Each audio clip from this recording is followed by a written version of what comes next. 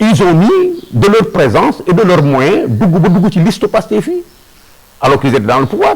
C'est pas seulement des ministres ou quoi que ce soit des gens, mais c'était des fonctionnaires haut placés dans le système. Et yaa ngi leen di gis actuellement, ils sont dans l'appareil, ils sont très visibles là et consorts. doo xam nan la ñu dem daan def, mais ils étaient déjà présents. C'était des militants de Pastef depuis des années et des années et des années et des années. Et il y en a en pagaille.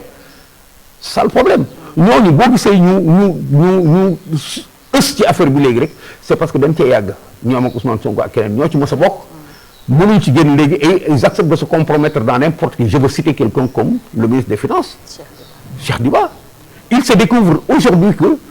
en fait, en réalité, c'est pas quelqu'un qu'on a ramassé chemin faisant. Hein?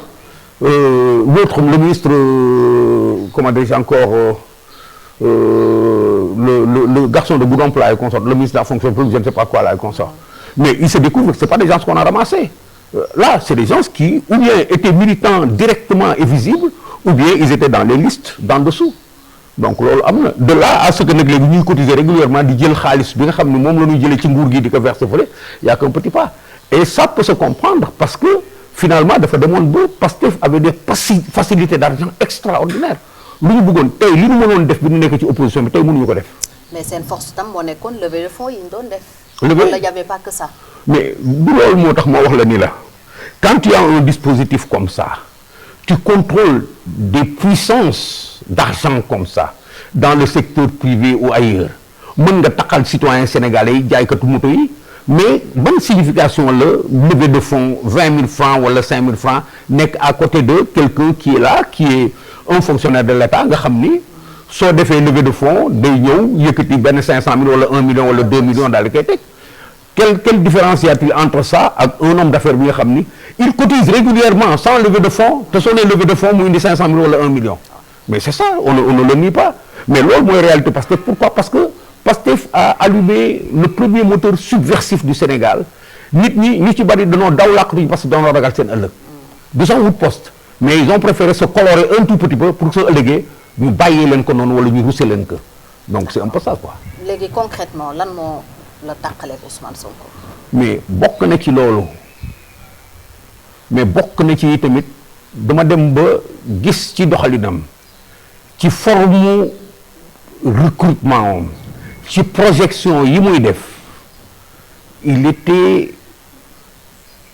corporatiste. Pastef c'était les régies financières plus ngay dugg ci biir plus te rends compte de ce que am na un lien groupe wala bu ci nekk rek ak moom am na un lien ou bien corporatiste ou bien un lien d'environnement social scolaire d'environnement ethnique ou quelque chose comme ça je suis analysé wax naa alkaat yi moom xelu alkaat du toog bi ma analysé bu tey loolu ma gis yi tamit ci ni ces tendances n'étaient pas des tendances ordinaires c'était quelqu'un qui bis bu amee li mu bëgg doole lay jaay nit ñi parce que mënut ànd te doole bi muy jaay nit ñi mu ngi rassembler ay moyens je n'avais pas précisément mais déjà je sentais que ni son approche était ethnicisée faut qu'on le dise man boobu à ce moment je dis que fii diggante bi bien que Keita la sant j'ai une coloration de ñett laay mais fii xajuma fi parce que il y a un élément une forte dose d'ethnicisation dès le départ déjà day rëcc doo ko gis nii ci apparence yi mais soo amee xel buy naaw soo toogee tuuti rek day rëcc c'était pas ma place mu reer ak moom dindi numéro dem sama yoon on n'en a pas parlé parce que loolu mënuñu ko waxtaanee et il le sait très bien dama reer ak moom këram je l'ai dit mooy coowu sombi waaw mooy sombi dama reer ak moom këram sombi génn daal di dindi numéro téléphone dem sama yoon et jusqu'à présent parce que je suis cohérent du ma nit kuy définir ay je suis cohérent dans ce que je fais voilà ma relation avec tout le monde dans cet espace politique là et consort et comme je dis peut-être je suis un fou quelque part mais voilà le fou que je suis quoi dama bëgg fii ma nekk nii laay consort su ëllëgee su ma dépassé feneen it ma mën a nelaw comme ni ma nelawee tey mais c'est dans la conscience pour nga mën a def loolu nag il faut nga am une certaine mentalité je fixe may remercier surtout nag mon métier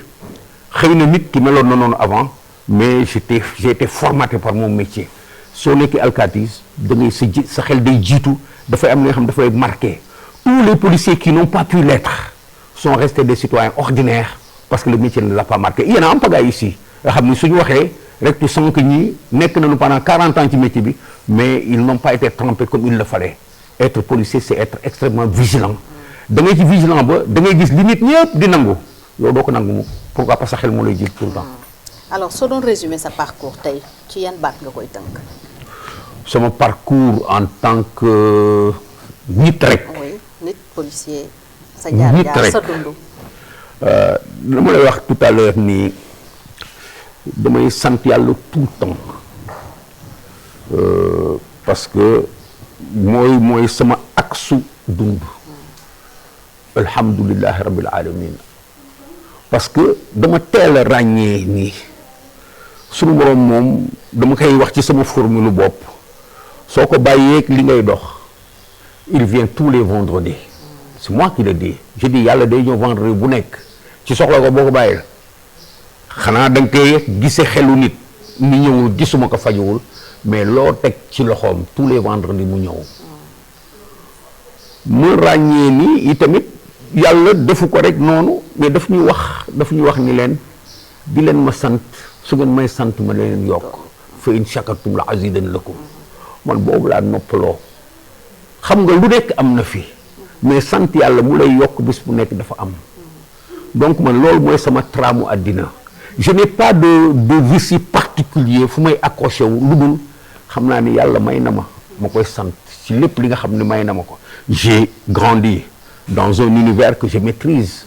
J'étais en Mauritanie. Ba léegi j'ai marqué d'une empreinte certaine ce pays-là où j'étais. ba ma mujjee wàcc gaaru Rosso Mauritanie si Iba Keïta était là il aurait témoigné bi ma wàccee ci gaaru Rosso Mauritanie bi dama tiit parce que commissaire Rosso Mauritanie moo ñëw jël si ma ci gaal gi xaw ma woon ne xam na ni maa ngi ci bac bi. Il est venu tout droit vers moi. Commissaire, où sont les papiers de la voiture? ma ne kii kan la Iba Keïta jox ko kayitu oto bi bi mu wàccee laa xam ni moom mooy commissaire u gare bi. venez là maa ngi tiit ma naan man naar yi lan laa leen def mais bi ma génnee ma gis douanier gendarme garde ñëpp sol tenue bëxër bëxër ma gis ñi kanam yi ma doon fàttaliku ci dëkk boobu nit ñi ñëw di ma nuyu comme kuy nuyu benn chef de l'état buy accès bi ma duggee ba ci bureau bi ma doon yóbbu ma gis bureau bi ñu teg ci ay boissons ci kaw table bi la comprendre ah man dëgg kii dañ may berdeel gan la waaw donc je suis parti de là ils m'ont accueilli comme un prince vraiment facilité ma lépp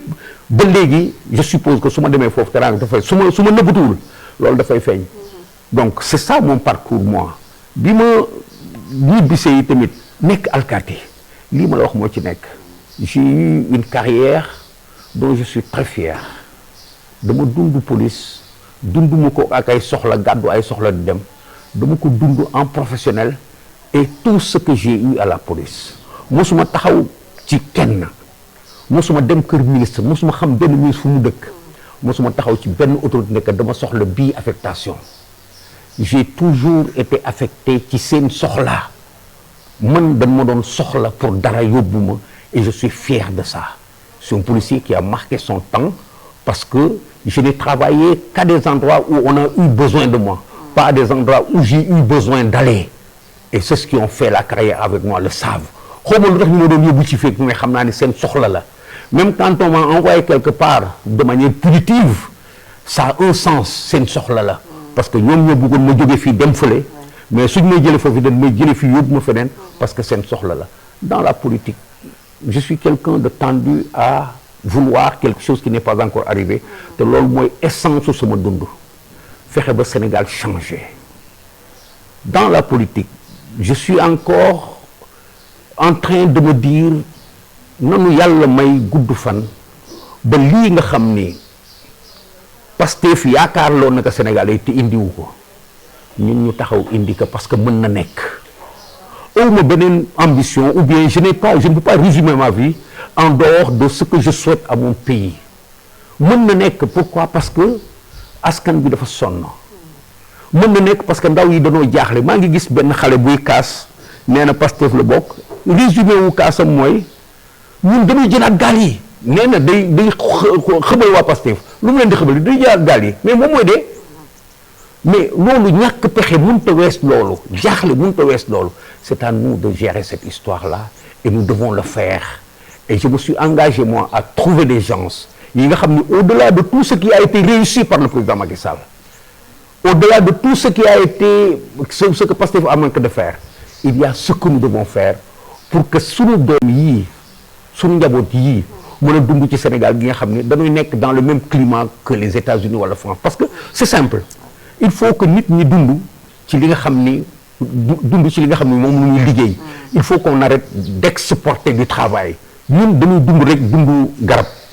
il faut que ñu changer la donne pour que xale yi trouver de la place chez eux su ma yàlla mayee daal mu dund ba fekkee loolu liggéey ci je crois que j'aurais réussi mon existence sama àddina du dox quoi wutuma leneen je ne cherche pas ailleurs. c'est le mot de la fin jërëjëf commissaire bëri na lu ñu waroon a wax certainement mais temps bi duñu ko may peut-être dinañu am yeneen jotaay yoo xam ne dinañ dellusiwaat ci yeneen i aspect ci sa parcours ci sa dund ci sa engagement citoyen bu kenn dootul werante amoon naa mbégte loolu dalal la ci parcours sans frontières di la gërëmaat bu baax. sant bu baax a baax encore j'ai rarement vécu des moments d'entretien comme ça parce que la tension y est aussi et l'intérêt y est. J'ai pu m'exprimer, tu as remarqué très facilement par rapport à beaucoup de questions et là je ne peux que vous en remercier. On aura l'occasion de le faire comme je le dis da nga bokk ci nit ñi nga xam ni mën nañ ma déplacer. Je suis quelqu'un ku soxlawul lu bari dans ce milieu de la communication je ne cherche qu'à être utile wutuma siiw wutuma bruit moo tax yu mel ni yow et quelques autres personnes la accroché intérêt que ni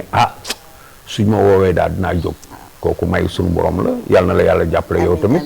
yàlla na la yàlla dolli attention ba lu mel nii fi nga ko am yëpp mu yokk quoi jërëjëf merci beaucoup commissaire ma lay gërëm bu baax parce que sa disponibilité ci man yàgg na du tey et effectivement heure bu ma la yëkkatee nga jóg loolu itam maa ngi la koy santé bu baax di la ci gërëm di gërëm ñëpp ñu doon teewlu di leen dig daje très prochainement ci beneen parcours sans frontières commissaire Cheikh Sadibou Keita la ñu leen indiloon tey yaakaar ne waxtaan bi amal na leen njëriñ